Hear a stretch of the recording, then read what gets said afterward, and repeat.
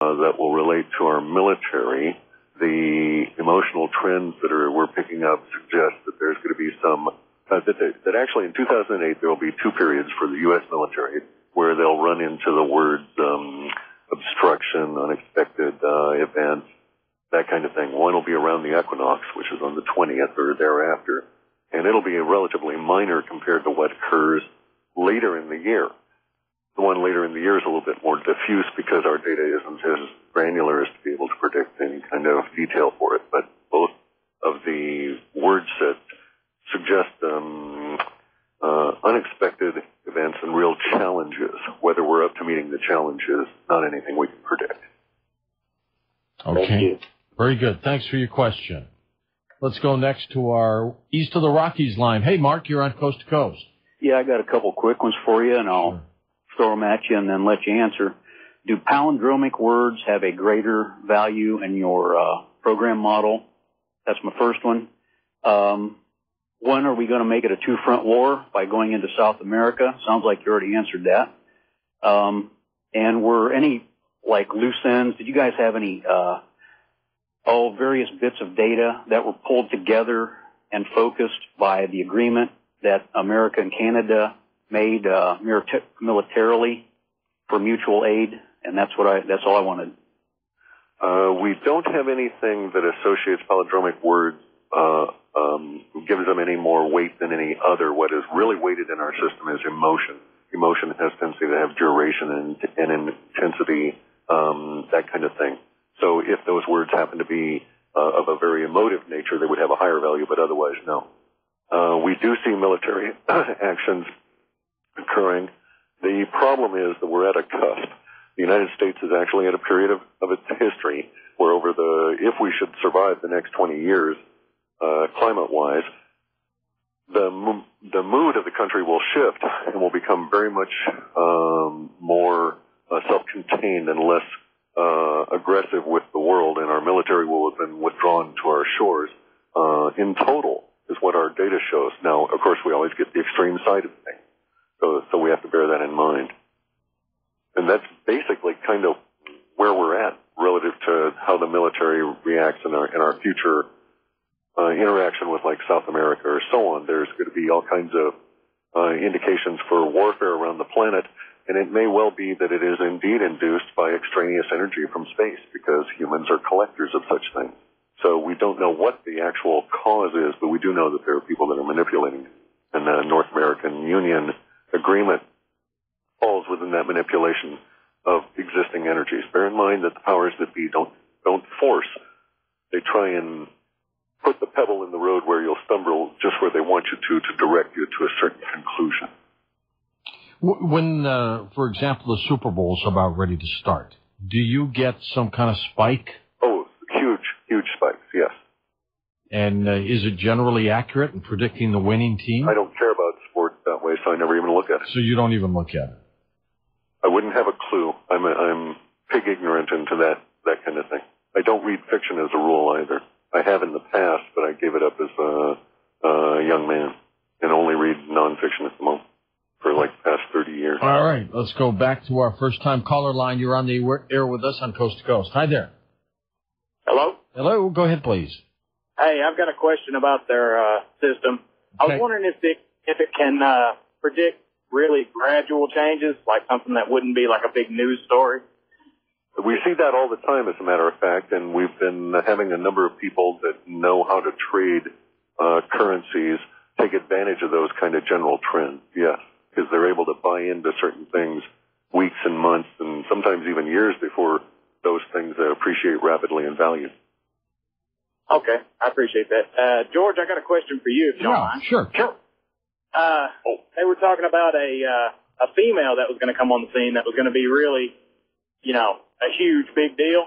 And It reminded me of a guest you had on, I don't know, about 3 or 4 months ago, who was talking about the different messiahs. And he says that the next one was going to be a female that would lead a theocracy in Europe around 2010. And I don't know, when they said it, it just struck that chord with me, and it made me think about that. That could be interesting. Okay, yeah, a lot of these we're going to just continue to monitor and see what happens, as we've talked about some of their past predictions and work. Hey, George, let's go over a few more of those if we can.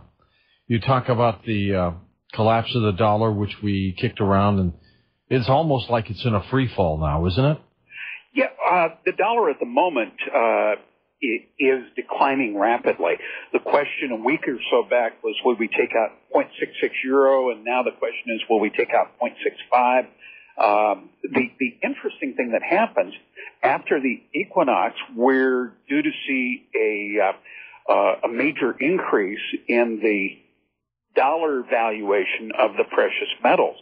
And curiously, while gold will probably continue up, the one which seems to be getting the real nod is silver, which historically, if you look over a long period of time, it's 15 to 1. You take whatever the price of gold is, divide by 15, and that's the price of silver.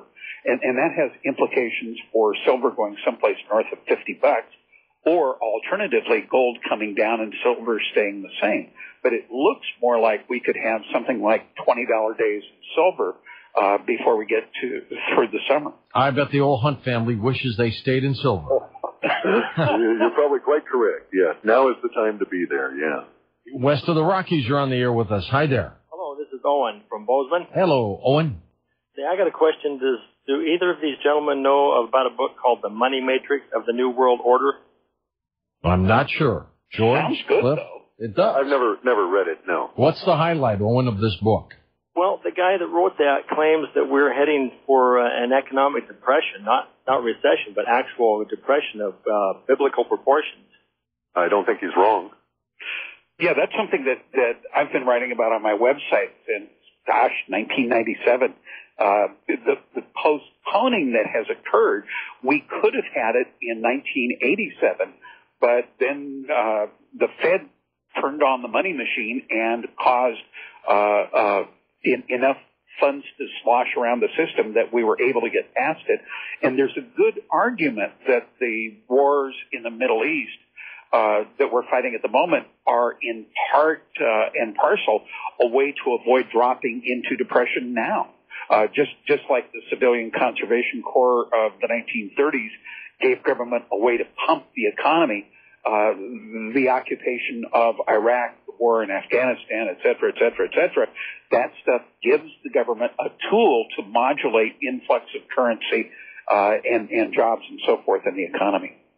Okay, thanks, gentlemen. Okay, you're all welcome on that.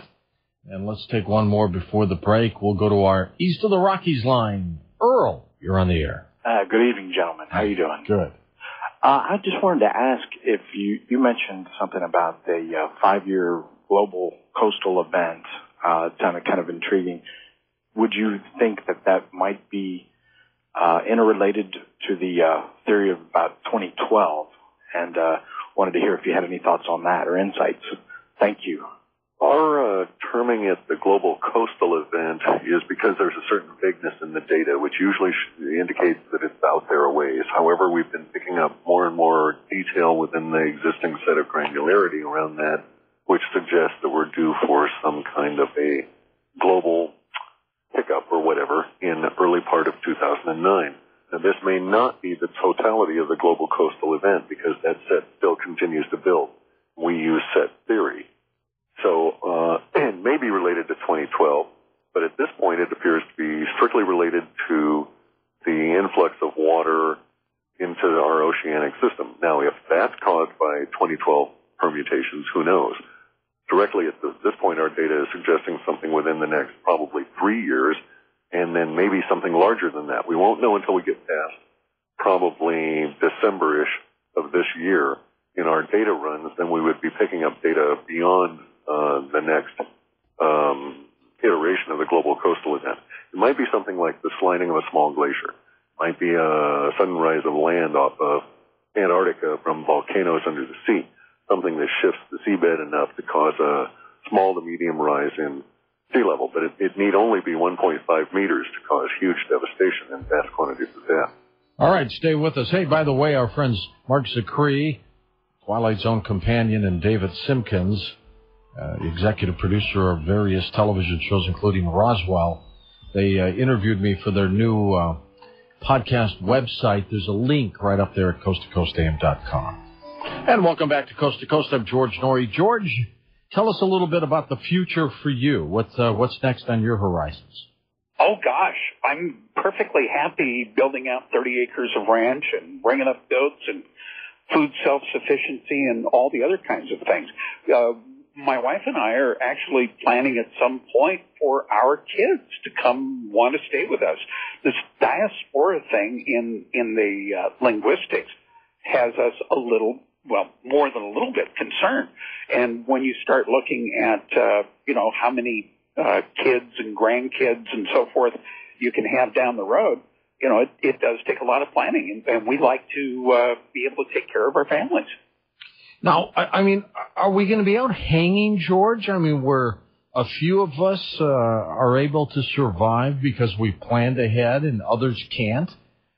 I can't speak for others. This is one of those things where we lived in a very permissive society where everybody gets do-overs, and at some point, environmental, economic, food, all these restraints are going to start really slapping us around, and personal responsibility will come back to the fore. This summer, we're expecting a period when people will literally be time-shocked or time-stunned by the magnitude and the extent of the changes thrown at us.